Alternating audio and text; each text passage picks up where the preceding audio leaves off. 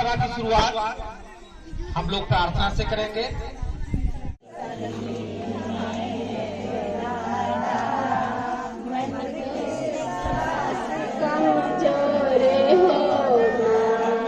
जिला में है प्रशिक्षण प्रबंधन। तो आज हम लोग किस काम के लिए आए हैं मालूम है? आम सभा है ना। तो आम सभा क्यों करते हैं दीदी, इसकी जानकारी है आपको? देखिए, ग्राम संगठन की बैठक होती है हर महीने, तो वहां पे सिर्फ प्रतिनिधि निकाय आते हैं ना, आरजीबी के 3 सदस्य समूह से, यही लोग आते हैं भीओ के बैठक में। हर एक बैठक में दीदी का समूह के जो 12 दीदी होती हैं, 15 दीदी होती हैं, क्या आना संभव है? भीओ के हर एक बैठक में पूरे दीदी को समूह का आना संभव है? आप लोग बोलिए, नहीं बोलिएगा तो लगेगा हम समझेंगे कि यहाँ पे सारी दीदी गूंगी है। आप नहीं बोलिएगा तो यही ना होगा, गूंगा ऐसे से करता है सिर्फ। आपको बोलना पड़ेगा ना, जो हम बोल रहे हैं, जो पूछ रहे हैं, आप हाँ ना में जवाब दीजिए, तब समझ में आएगा कि जो है आप सही है, नहीं तो हम समझेंगे कि गूंगी है दीदी। बताइए, प्रतिनिधि निकाय के बैठक में, प्रतिनिधि निकाय का बैठक समझते हैं? लीडर्स, अध्यक्ष, सचिव, कोषाध्यक्ष आती है ना भीओ के बैठक में, हर महीने में होता है या नहीं? भीओ का बैठक होता है हर महीने में 1 या 2 बार। एक दफा तो एकदम होना ही है, जरूरत हुआ तो दूसरी बार भी होता है, ठीक है। तो उसको बोलते हैं प्रतिनिधि निकाय का बैठक। तो उसमें 3 लीडर आते हैं, वो प्रतिनिधित्व करते हैं अपने समूह का। मतलब समूह में पूरे महीने में बैठक हुआ, क्या समस्या है, क्या डिमांड है, क्या मांग है, उसकी चर्चा भीओ में होता है। उसके आधार पे भीओ में बात चलती है समूह के बारे में। जो समूह अच्छा होता है उस समूह को ग्राम संगठन ऋण देती है ना, उसके लिए माइक्रो प्लानिंग बनाती है, उसको आगे कैसे बढ़ना है रास्ता दिखाती है ना। ये हर महीने होता है। लेकिन हर एक सदस्य की जानकारी होनी चाहिए। ग्राम संगठन में जो भी काम हो रहा है वो पूरे समूह का जितने सदस्य हैं, आपके ग्राम संगठन में कुल कितना समूह है बताइए? इधर से दीदी, अगर आप इधर नहीं बोल पा रहे तो आप लोग बोलिएगा, कुल कितना समूह है? 13 समूह है। तो 13 समूह कहने का मतलब कि कम से कम एक समूह में 10 दीदी तो होंगी ही। 10 दीदी से कम समूह नहीं होना चाहिए। अगर 10 दीदी से कम है तो समूह का मतलब हुआ कि वो टूट गया, मतलब उसका अस्तित्व खत्म। अगर जैसे ही 10 दीदी वाला समूह है उसमें 1-2 दीदी और बढ़ा लीजिए, है ना। हो सकता है कोई दीदी बाहर चली जाए, तो आपका 10 दीदी होना चाहिए कम से कम।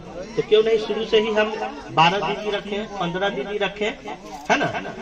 तो अब जो है 13 समूह में कम से कम 10 तक 130 दीदी, लेकिन यहाँ पे 130 दीदी तो दिख नहीं रही है। इसका मतलब हर एक समूह से पूरा सदस्य आम सभा में नहीं आए। हर एक सदस्य को आना चाहिए। ये साल में आम सभा करने का नियम है। क्यों किया जाता है? क्योंकि साल भर में जो भी काम भीओ में किए हैं वो दीदी लोग बताएंगे पूरे सदस्य को। बुक कीपर जो है ये साल भर में कितना ग्राम संगठन में आमदनी आया है, क्या खर्च हुआ है, उसका विवरण बताएंगे। उसके बाद अगले साल जो समूह है इसके लिए क्या प्लानिंग है, हम समूह कैसे अच्छा से चलाएंगे, है ना। समूह में कैसे आमदनी बढ़े। जीविका का उद्देश्य है कि एक दीदी का आमदनी कम से कम 10,000 रुपया हो, ये जीविका का उद्देश्य है। तो इसके लिए आपको क्या करना पड़ेगा? समूह को अच्छा करना पड़ेगा। क्या करना पड़ेगा? क्योंकि आपका बुनियाद क्या है? समूह है। उसी के माध्यम से आपकी आमदनी बढ़ेगी। तो एक तो आमदनी का जरिया हो जाएगा कि आप समूह में बचत करते हैं, समूह में आपस में लेन देन करते हैं। तो जो समूह अच्छा चल रहा है, आप देखिएगा कि हर महीने उस समूह में 2,000-3,000 आमदनी आ रहा है ना। और जिसमें हर एक फंड आ गया है, ICF आ गया है, RF आ गया है, और भीओ से भी लोन जा रहा है, तो हर महीने में उस समूह की आमदनी 5,000 से 7,000 हो गया। दिखेगा खुद ब खुद, आपको समझ में तो नहीं आता है। CM से आप पूछिए कि हर महीने हमारे समूह में क्या आमदनी आया है बताएं। कम से कम 3 महीना में जरूर पूछना चाहिए। तो एक तो आमदनी का जरिया कौन सा हो गया? आपका समूह, है ना, जो आपस में लेन देन करते हैं। बैंक देखते हैं, बैंक में आमदनी क्या होता है, आपको लोन देता है, उसी से ना वो आपका बचत जमा कर रहा है, आपके पैसा को लोन में लगा रहा है, जो आमदनी आ रहा है बैंक स्टाफ रख रहा है, होता है ना। तो बैंक में आमदनी आ रहा है, आप समूह में आपस में लेन देन कीजिएगा तो ये पैसा आपका बढ़ेगा ना। आप बैंक से लेते हैं, किसी दूसरे जगह जाकर लेते हैं, वहां ब्याज आप दे देते हैं, इंटरेस्ट दूसरे को दे देते हैं, लेकिन समूह में जो आप ले रहे हैं वो पैसा आपका अपना बढ़ रहा है, तो एक आमदनी का जरिया हुआ ना। दूसरा, ग्राम संगठन में आपने सदस्यता लिया है ना, ग्राम संगठन में अंश पूंजी आप दिए हैं। सुनिए, इधर ध्यान दीजिए, फिर कौन बात कर रही है, इधर ध्यान दीजिए, बच्चा कोई है तो उठ के चले जाइए। तो वहां पे भी ग्राम संगठन में भी आमदनी हो रहा है, तो आपका 5 साल 10 साल के बाद ग्राम संगठन का ऑडिट होगा तो उसमें डिविडेंड होता है। जो भी हिस्साधारी होते हैं, अंश पूंजी जो जमा किए हैं, हर एक सदस्य जो है जमा किया है ना 100 रुपया, है ना, ग्राम संगठन में, तो वो आप इसके प्रॉफिट में भी आप हिस्सादार हो गए। ग्राम संगठन का जो भी आमदनी होगा, पैसा तो प्रोजेक्ट दे रही है, आप लोग उसका यूज कर रहे हैं, इंटरेस्ट आप दे रहे हैं, लेकिन फायदा किसका हो रहा है? दीदी का फायदा हो रहा है। सरकार का क्या सोच है, एक दीदी की आमदनी, हर एक दीदी की आमदनी जो समूह से जुड़ी है उसका बढ़े, एक हो गया। उसके बाद दूसरा जरिया हो गया ग्राम संगठन, ठीक है ना। CLF भी आपका आमदनी का जरिया है, CLF में भी ग्राम संगठन हिस्सादार होता है, तो ग्राम संगठन को जो फायदा आएगा उसमें आपका भी होगा ना। तो ये हो गया संस्था के आधार पे आपको फायदा। दूसरी चीज क्या है, आप जो समूह से पैसा लेते हैं तो कोई व्यवसाय करते हैं ना, व्यवसाय करते हैं या नहीं करते हैं। पहले क्या था कि कोई दीदी सपना देखती थी कि काश हमको इतना रुपया होता, 20,000 होता, 50,000 होता तो हम अपने पति को दुकान खुलवा देते। लेकिन अब आप सपना सिर्फ नहीं देखेंगे बल्कि सपना को साकार भी करेंगे, क्योंकि अब आपके पास पैसा का जरिया बन गया है। समूह है, ग्राम संगठन है, CLF है, सब आपके लिए काम कर रहा है। तब अगर आपके पास प्लानिंग है कि हम अपने पति को 20,000 रुपया का कोई दुकान खोलेंगे, तब आपको सपना देखने की जरूरत नहीं पड़ेगी। आप समूह में चर्चा कीजिए और वहां से आपको पैसा मिलेगा। समूह अपने ग्राम संगठन से लेगी, ग्राम संगठन CLF से लेगी, लेकिन अंततः दीदी को पैसा मिलेगा, मिलेगा ना। कौन दीदी को पैसा मिलेगा?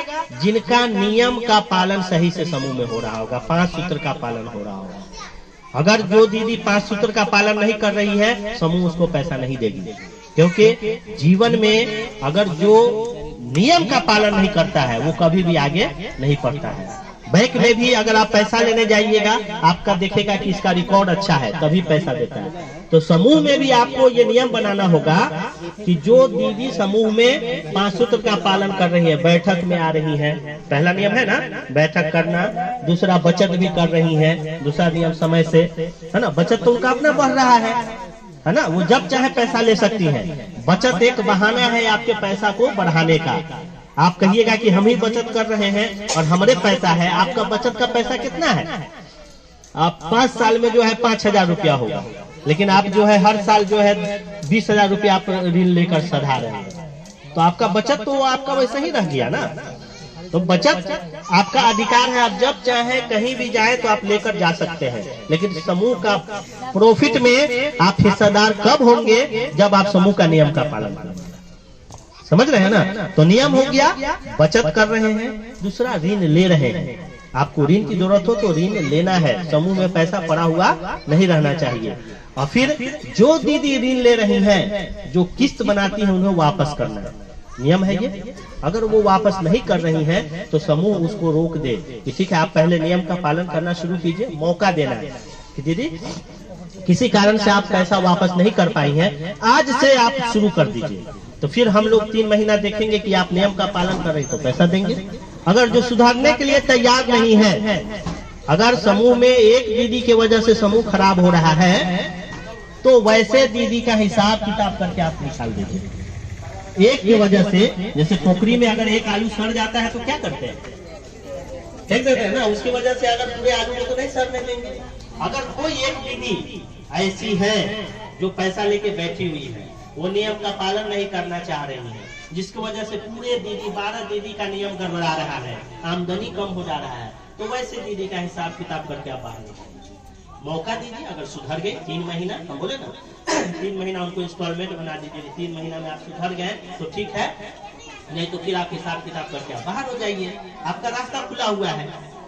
ठीक है, तो आमदनी का ये जरिया हो गया एक कि आप व्यवसाय कर लीजिए, कोई व्यवसाय आप कर लीजिए तो आमदनी आएगा ना।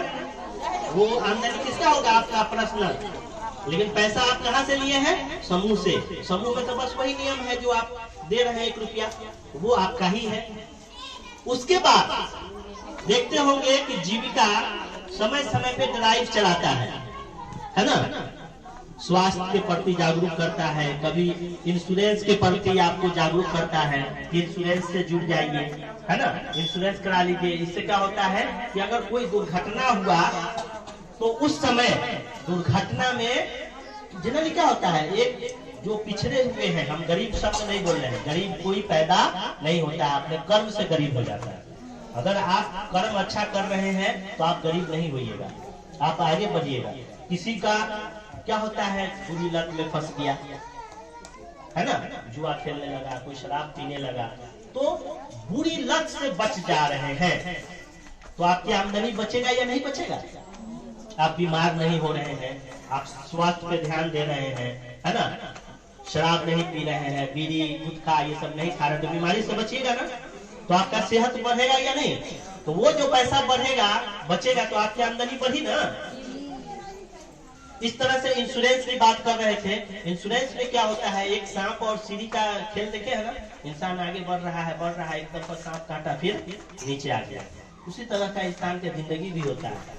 अगर कोई मुसीबत के वक्त के लिए पैसा नहीं रखे हुआ है तो क्या होगा, उसको महाजन के चंगुल में जाना पड़ेगा और फिर उसकी जिंदगी उसी तरह से फिर नीचे आ जाएगी, फिर वहां तक पहुंचने के लिए फिर उतना दिन तक स्ट्रगल करना पड़ेगा। तो इसीलिए इंश्योरेंस की बात होती है। उसके बाद आमदनी बढ़ाने के लिए सरकारी योजनाएं, है ना, आपको सरकारी योजनाएं क्या क्या है पंचायती राज व्यवस्था में आपको समझना पड़ेगा। जैसे मनरेगा हुआ, अभी आप देखे होंगे हमारी गांव हमारी योजना के अंतर्गत आप अपना योजना शामिल किए हैं। जो सीआरपी ड्राइव चल रहा था हमारे गांव में, क्या क्या चीज की कमी है, हम किस किस योजना से जुड़े हैं, है ना, ये सब डिटेल्स तो लिखवाए है ना।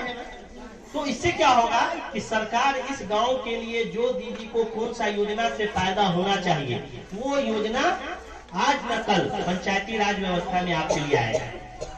जब आप उस योजना से जुड़िएगा तो सरकार का पैसा किसके पास जाएगा? आपके पास आएगा, आएगा या नहीं आएगा? मनरेगा से जुड़िएगा तो 100 दिन की मजदूरी है, उसका पैसा आपको मिलेगा ना। इस तरीके से जो है मतलब और भी योजनाएं हैं, उसके बारे में हमारे एसडी मैनेजर साहब हैं, इसको आपको बताएंगे। देखिए ये बहुत ही अच्छी बात है कि पहले हम लोग अंगूठा लगाते थे, कोई दूसरा मर्द जो है अंगूठा हाथ पकड़ रहा है, अंगूठा लगा रहा है, लेकिन अब हम हस्ताक्षर करते हैं। ये पहला विकास यही है हमारा, ये हमारा पहला विकास है। और आगे करना ये है कि जो दीदी बची हुई है, जो अभी भी हस्ताक्षर नहीं कर पा रहे हैं, आप लोग उन्हें हस्ताक्षर करना सिखाइए। ये बहुत ही अहम बात है, उन्हें हस्ताक्षर करवाना सिखाना है। तीसरा बात ये है कि अपने बाल बच्चे, अब तो आप लोग जो पढ़ने लिखने वाली दीदी है इनमें से आगे पढ़ाई कर सकती है। जो दीदी पढ़ने लिखने से कासिर रही, जो नहीं पढ़ सकी है, अपने बाल बच्चों को पढ़ाइए। सरकार की एक योजना है स्टूडेंट क्रेडिट कार्ड योजना, सरकार की एक योजना है स्टूडेंट क्रेडिट कार्ड योजना। कोई भी बच्ची या बच्चा जो हायर एजुकेशन इंटर से ज्यादा पढ़ना चाहता है, इंटर के बाद पढ़ना चाहता है, ग्रेजुएशन पीजी करना चाहता है या बीटेक करना चाहता है या डिप्लोमा करना चाहता है या चाहती है, गरीब है, पैसा नहीं है आगे पढ़ाई करने के लिए, बिहार सरकार उसको 4 लाख रुपए तक का लोन देती है। कितना? और ये 4 लाख रुपया जो है उसको कब वापस करना है? नहीं, जब आपको नौकरी मिल जाएगा तब वापस करना है पैसा, तब पैसा वापस कीजिएगा। नौकरी मिलने के 6 महीना के बाद से जो है पैसा वापस करना शुरू करना है, एक बार में नहीं। और कितना ब्याज कितना लगेगा? ब्याज 4% लगता है पुरुष के लिए, महिला के लिए 1%, दिव्यांग के लिए 1%, महिला के लिए 1% और दिव्यांग के लिए 1%। इतना बढ़िया योजना है। शिक्षा से हमारी जिंदगी बदलेगी, शिक्षा से हमारी जिंदगी बदलेगी। संस्कृत में एक कहावत है कि विद्या ददाति विनयम विनया ददाति पात्रताम पात्रता धर्माप्नोति धना धर्मम तथा सुखम। तो विद्या से ही जो है ना जिंदगी बदलेगी इंसान की। विद्या को प्राप्त करने की जरूरत है। जो लोग शिक्षा, हम में से जो बड़े हैं शिक्षा प्राप्त नहीं कर सके, अपने बाल बच्चों को शिक्षा पढ़ाइए, स्कूल भेजिए।